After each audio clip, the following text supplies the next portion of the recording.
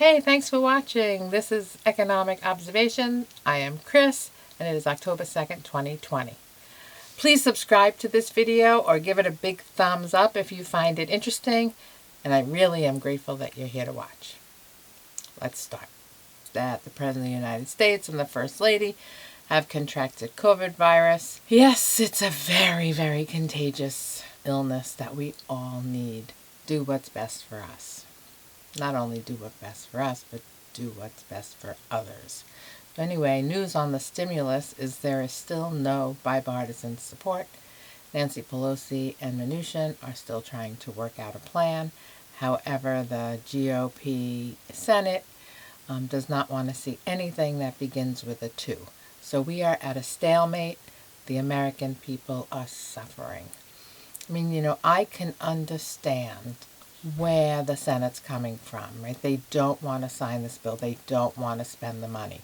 Our deficit is already more than our annual GDP, and that's pretty damn scary. I understand their concerns.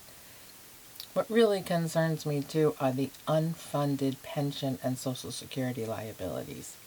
Those are huge amounts of money. It's not only from the federal government's perspective, but the states and every little municipality across America. It's just not sustainable. You can't even guarantee 4% interest every year. I mean, a lot of these pensions were living off the interest that it earned. And without that interest now, these teachers' funds and firemen and policemen all across, it's just not fundable anymore. And it wasn't that we didn't undersave. It's that we overpromised. And there's going to be a reckoning happening fairly soon. I understand, aside from the unfunded pensions and Social Security and Medicaid and all that stuff, and that's serious enough, they have this ongoing deficit, and I guess ever since the 1970s, when Nixon took the dollar away from the gold standard, the money printing just skyrocketed. But with the government's amount of money that they're issuing in debt, the U.S. citizen and U.S. corporations are equally in debt, right? So I think the U.S. government needs to issue more debt to stimulate the economy. But Americans are done. Americans don't want to go into any more debt. They can't handle it. And now you have this moratorium of kicking this can down the road and delaying everyone's payments. And every month that they're staying in their apartment without paying isn't a month of free rent. It's a month of more debt. And I talked about the electric companies. So there is this article in the Washington Post yesterday. It says millions of Americans are at risk of losing power and water as massive unpaid utility bills add up. Right? So people aren't paying for their everyday needs. And my concern is that we have trillions of dollars being spent by the government, and none of the money is allocated towards essentials for Americans, right? We have billions going to airlines, and we have billions going to restaurants. And yes, those things are nice. It's nice to be able to go on vacation and I think we should have a limited airline for necessity travel. But let's face it, restaurants aren't necessary. However, electricity and water is. So how about instead of bailing out airlines and restaurants, we bail out utilities? People are going to need heat in the wintertime. We have gas companies, oil companies, electric companies. We have water. People aren't paying their rent. We cannot afford. And this is it's tough for me to say.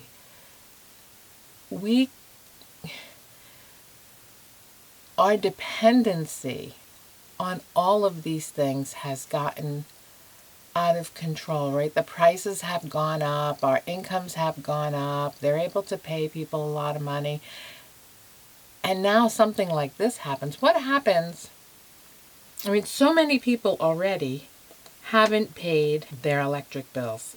It leaves 179 million Americans haven't paid their electric bill since July. So not only are they not paying their rent and they're not paying their mortgages or their car payments or their credit cards or their student loans, people aren't paying any of the debt.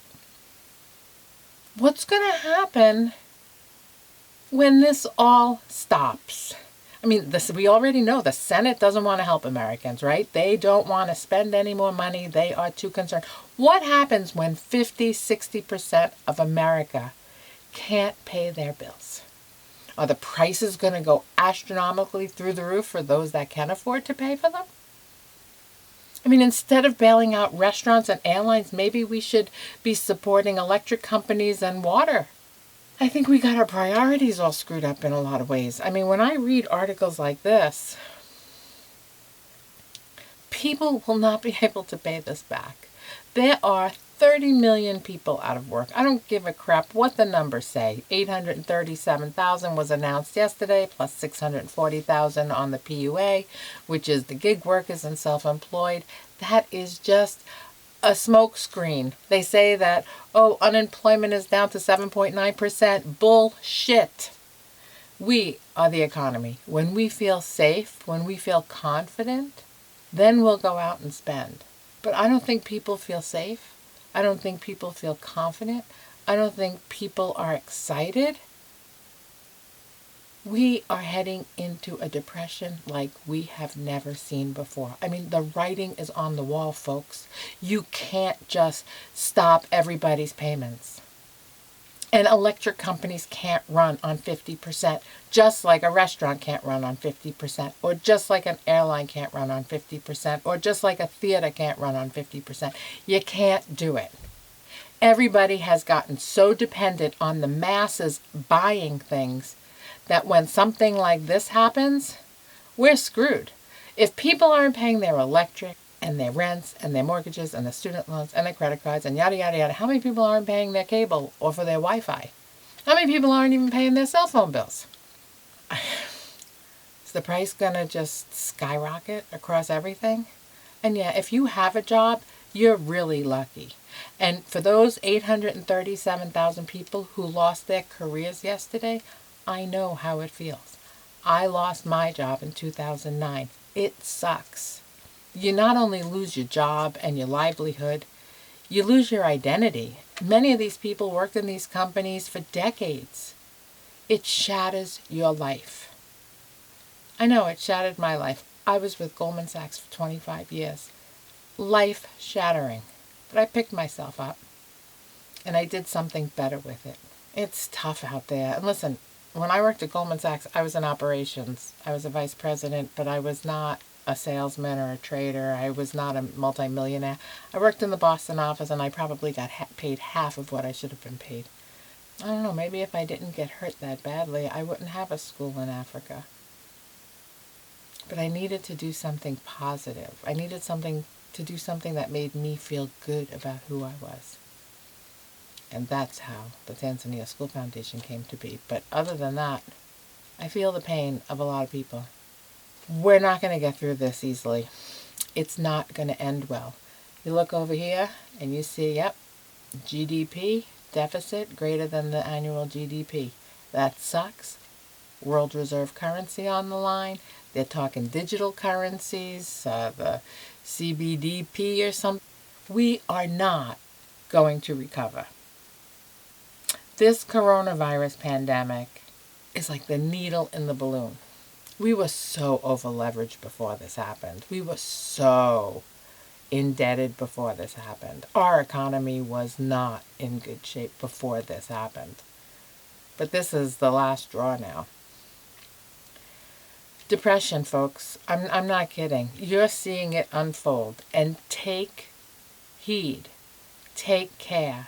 Have physical assets. Have dollars. Have gold. Have silver. Have water. Have food. If you're watching this, you're aware. you don't have an excuse. So many people there that have no idea what's coming. But look at it. Look at the pattern. This is not rocket science. This is just, it's right there for you to see. If you don't need to be a Rhodes Scholar to figure this out.